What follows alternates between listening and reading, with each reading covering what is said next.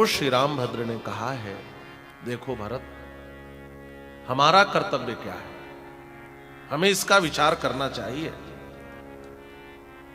हमारे श्रेष्ठ लोग हमें जिस कार्य में नियुक्त करें वही कार्य करना हमारे लिए श्रेष्ठ धर्म है। यत्राहमपि तेनैव नियुक्तः पुण्य कर्मणा तत्रैवाहम करिष्यामि पितुर आर्यस्य शासनम। हमारे पिता ने जो मेरे लिए आज्ञा दी है मैं उस कार्य में नियुक्त हूं, और जो तुम्हारे लिए उन्होंने आज्ञा दी है तुम उस कार्य में लग जाओ, यही धर्म है। और ये सब शोक छोड़ो। देखो, जीवन के 3 सुंदर सूत्र हैं।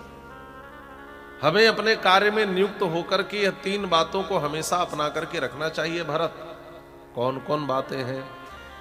धार्मिकेण नृशंसेन नरेण गुरुवर्तिना भवितव्यम नरव्याघ्र परलोकम जिगीषता। पहला सूत्र है जीवन में धार्मिकता होनी चाहिए। धार्मिकता का मतलब अंदर और बाहर से एक होना चाहिए। मन से अलग, वचन से अलग, कर्म से अलग नहीं। मन वचन कर्म से बाहर और भीतर एक होना, यही सच्चा धार्मिक होना है। नहीं वाणी से कहें कुछ, मन से सोचे कुछ, और कर्म से करें कुछ और, यह धार्मिक होना नहीं है। मन वचन कर्म जब तीनों एक दिशा में बढ़े तो यह धार्मिक होना है। और दूसरा सूत्र क्या है? कहा नृशंसता, माने जीवन में हिंसा का अभाव होना। हम ऐसा कोई कार्य न करें जिससे दूसरे को ठेस लग जाए। हम किसी प्रकार से किसी को पीड़ा न दें।